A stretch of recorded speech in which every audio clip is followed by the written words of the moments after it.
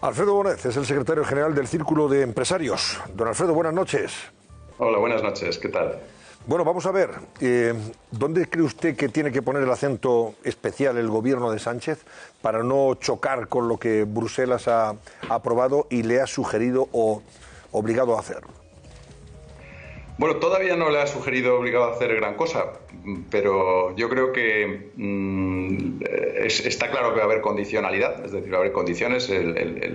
Los fondos de ayuda, tanto la parte que es créditos como sobre todo la parte que es transferencias no reembolsables, deben estar sujetas a una serie de obligaciones. Cualquiera que va a pedir dinero a cualquier sitio sabe que alguna condición se le ponen. Lo que tenemos que hacer ahora es intentar presentar un plan de recuperación y de reformas a la Unión Europea que sea creíble y que inspire confianza en las autoridades europeas, que son las que nos van a prestar esos recursos. Y, desde luego, una de las primeras cosas que va a mirar Europa es la capacidad que tendremos de devolver esas ayudas. ¿Y cómo se devuelven las ayudas? Pues se devuelven creciendo. La economía tiene que crecer para poder generar recursos, para poder generar riqueza y para poder devolver las deudas que tenemos a lo largo de los muchos próximos años en que vamos a estar todavía devolviendo deuda. Por ejemplo, ¿eso es compatible con una subida de impuestos inmediata? Impuestos en cascada, de forma transversal que afecte a todos los sectores, IVA incluido? No, no es en absoluto compatible, porque precisamente lo que estoy diciendo es que lo que tiene que hacer la economía es remontar, recuperarse y ponerse a funcionar, y el nivel de crecimiento tiene que alcanzar un ritmo, digamos, estable para que se pueda empezar a generar riqueza y empleo. Si lo que hacemos ahora es subir los impuestos, lo que estamos haciendo es desincentivar la actividad económica y, por tanto, no vamos a conseguir ese crecimiento. Nosotros consideramos todavía que tenemos unos cuantos meses en los que se puede hacer un esfuerzo de bajada de impuestos, desde aquí hasta final de año, tanto impuestos directos, especialmente indirectos, pero que el año 21, desde luego, sí que ahí tenemos que empezar a pensar en cómo vamos a hacer la fiscalidad del futuro. Lógicamente, ahora lo importante es crecer, como digo, y para crecer no podemos subir los impuestos, pero sí que en algún momento habrá que empezar a reconsiderar nuestro sistema tributario. Nosotros creemos que hay margen para la mejora, claramente. Hay una serie de... Los dos impuestos que más recaudan en España son el IRPF y el IVA, ¿no? Y varias de las entidades internacionales y el propio Banco de España y la propia AIREF han indicado en estas últimas semanas que es posible que donde hay un mayor margen de recaudación es en el IVA, y especialmente en los tipos reducidos y superreducidos, ¿no? O sea, que eso se da ya por hecho, que el IVA, el superreducido y el reducido va a subir. Hay margen para que suba, ¿no? Yo creo que al final, si hay que subir algún impuesto, la subida del IVA es la que es menos perjudicial para la competitividad de la economía, dado que los productos de exportación y servicios pues se devuelve el IVA en el momento que atraviesan la frontera. No es algo que se pueda hacer de manera inmediata, pero yo creo que en un proceso de consolidación a medio plazo, el IVA es uno de los impuestos candidatos a un cierto retoque, sobre todo no en el tipo general del 21%, que está claramente alineado con el de los países de nuestro entorno, pero quizá algunos de los productos que están clasificados en reducido y superreducido podrían aumentar. Y luego está el IRPF. ¿Qué margen de maniobra hay por parte del gobierno para pegar un hachazo fiscal? Que ese sí afectaría a todos los trabajadores asalariados, salvo que solo se fijen en las rentas más altas, pero ahí la recaudación sería también bastante limitada. En principio ya estaba previsto en el presupuesto anterior, que no fue aprobado, un aumento de los IRPF en los tramos más altos. Es verdad que en esos tramos más altos la capacidad de recaudación es escasa, con lo que al final, si queremos recaudar en el IRPF, hay que hacer una subida generalizada, yo creo, ¿no? Pero vamos a ver, yo creo que antes de empezar, nosotros siempre hemos sido partidarios de que antes de empezar a pensar en subir impuestos, lo que hay que hacer es evaluar los gastos, y en esto la AIREF está haciendo un trabajo magnífico, que es evaluar la eficiencia del gasto público, que ha determinado que hay varios miles de millones en el gasto público que son susceptibles de mejora y de un uso más eficiente. Por tanto, yo creo que antes de empezar a pensar en cómo subir los impuestos, que es lo que estamos generalmente oyendo del gobierno, nadie habla de reconsiderar si lo que estamos gastando es lo que hay que gastar o si hay margen para la mejora. Nosotros siempre hemos pensado que cuando alguien tiene que poner orden en un presupuesto y tiene un exceso de gasto o un exceso de déficit, las soluciones son dos: o subir los impuestos o reducir los gastos. Yo creo que hay que empezar por reconsiderar la reducción de los gastos, claro, y después considerar la elevación de algunos impuestos en su caso, y sobre todo si son impuestos que afecten lo menos posible a la competitividad de las empresas, ¿no? Porque en un mercado global como el que tenemos, en que nos estamos jugando los mercados internacionales con países con empresas de todo tipo de países, lo que no podemos es ir poniendo palos en las ruedas a nuestras empresas para que les cueste competir a nivel global. Fíjese, acaba de llegarme la portada de ABC de mañana, la segunda portada de titulares, y dice: según el informe del Instituto de Estudios Económicos, subir la presión fiscal al nivel de la Unión Europea, homologarnos en eso con la Unión Europea, destruiría 2 millones de empleos en nuestro país. Sí, es que la verdad es que cuando hablamos del nivel de recaudación, es verdad que nosotros a nivel general la recaudación de nuestro sistema impositivo es 5 o 6 puntos inferior a la media de la Unión Europea. Lo que pasa es que tenemos que tener en cuenta varias cosas. Primero, en la parte de impuestos sobre las empresas, nosotros no estamos recaudando menos que la media de la Unión Europea. Es decir, los impuestos a los que están haciendo frente las empresas, especialmente el impuesto de sociedades y otro tipo de impuestos sobre las empresas, estamos en los niveles equivalentes a los de los países de la zona euro y de la Unión Europea. Donde sí que tenemos una menor recaudación es en otros impuestos, que no son los dirigidos directamente sobre las empresas, sino en general, los que van a los ciudadanos, indirectos, directos, el IVA, etcétera. Claro. Y una de las explicaciones principales también es el elevado nivel de economía sumergida que tenemos en España, que es difícil de estimar exactamente, pero que se estima que es en torno al 20%. Es decir, si un 20% del Producto Interior Bruto no se declara, pues no se paga impuestos sobre ese 20%. Si fuéramos capaces de aflorar toda esa economía sumergida, esa economía en negro que tiene lugar en nuestro país, la recaudación aumentaría sensiblemente y se colocaría muy cerca de la media de la Unión Europea. Es decir, nosotros somos partidarios de luchar contra el fraude fiscal todo lo que sea posible y aflorar toda la economía sumergida que sea posible, porque si seguimos pagando unos pocos y hay otros que no pagan, los que pagamos tendremos que pagar más. Si conseguimos ampliar las bases y que pague más gente, pues no tendremos que pagar más lo que ya estamos pagando. Fíjese, señor Bonet, sabe que el dictamen sobre economía de la Comisión de Reconstrucción del Congreso de los Diputados no se aprobó ayer. Quedó de momento en stand-by, a la espera de ver cuándo se vota otra vez. Podemos no quería votarlo, ya quería darlo por aprobado. Pero bueno, ayer hubo un empate porque precisamente una diputada de Podemos votó 2 veces, de forma telemática y de forma presencial. En ese dictamen, vamos a recordar que tanto el PSOE como Podemos han fijado como objetivo en la Comisión de Reconstrucción precisamente eso: elevar la presión fiscal en España hasta igualar a la Unión Europea, con la diferencia de que, como dice usted, claro, aquí pagamos impuestos los que pagamos, pero hay un 20% que no paga, por eso se recauda menos, y no paga ese 20% porque está en la economía sumergida. No es que los demás no paguemos, que pagamos ya mucho, y pagamos, vamos, el equivalente a lo que paga cualquier ciudadano de la Unión Europea en función de su renta, de su sueldo.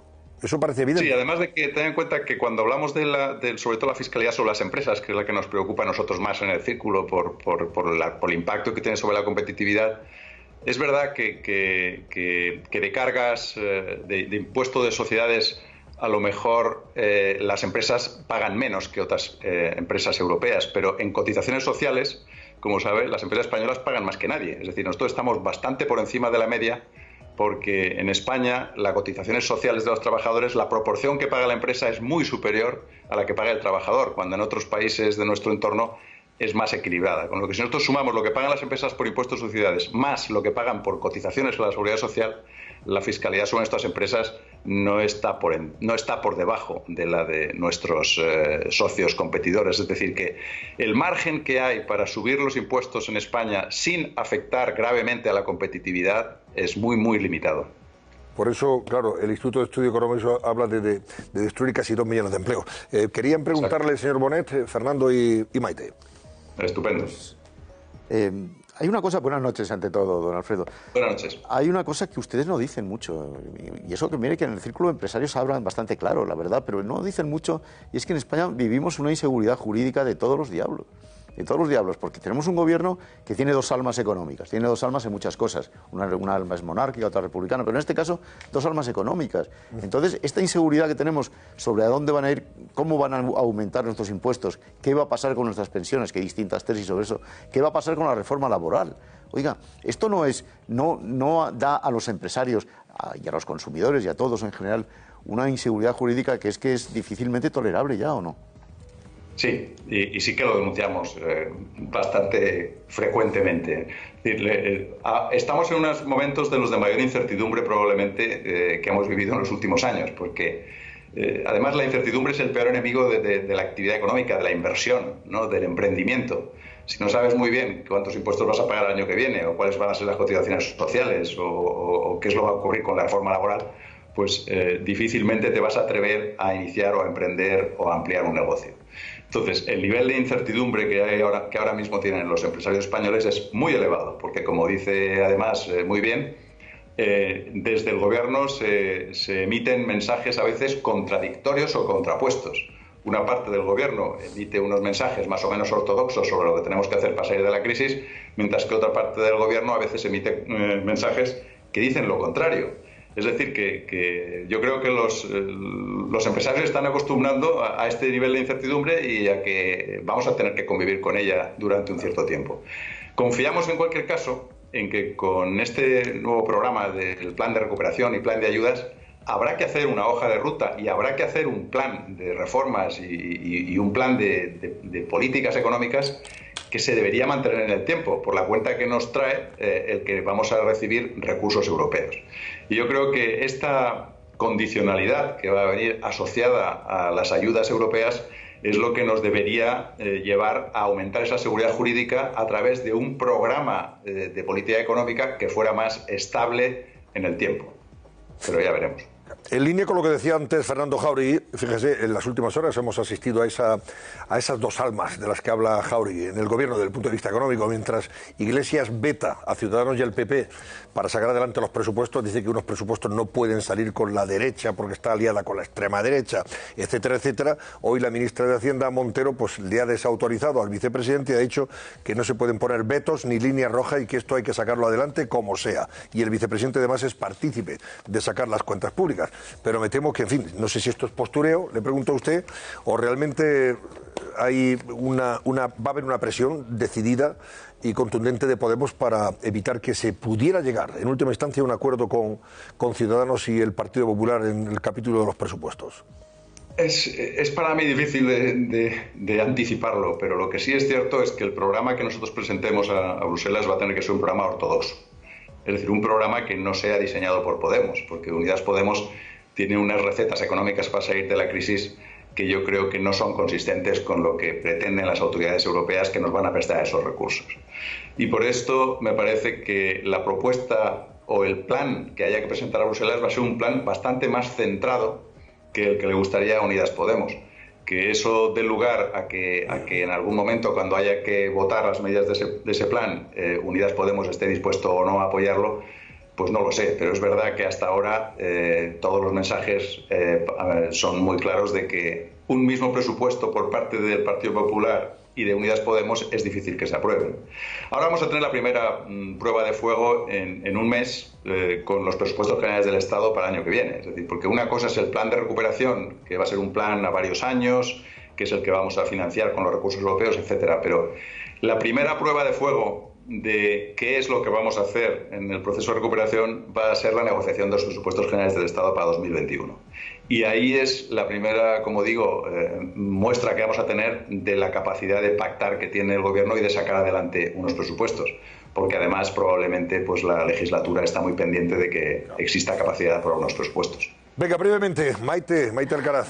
Sí, señor Bonet, buenas noches. Usted hablaba antes de la necesidad de que el Gobierno evidentemente no suba los impuestos que afectan a la competitividad de las empresas y además en un momento tan delicado como el que estamos hablando.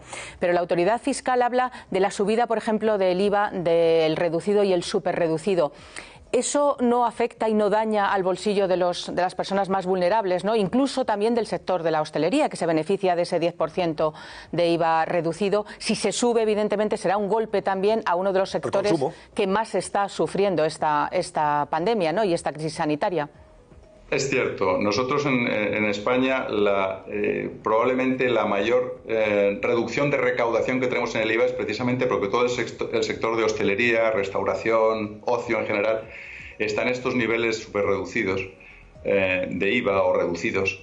Y esto, lógicamente, beneficia la competitividad de nuestro sector de turismo y restauración, pero es verdad que produce también una merma de recaudación fiscal en el IVA importante. Hay que medir ahí cuál es el impacto que tendría una pequeña subida o una reclasificación de productos y servicios a un nivel superior.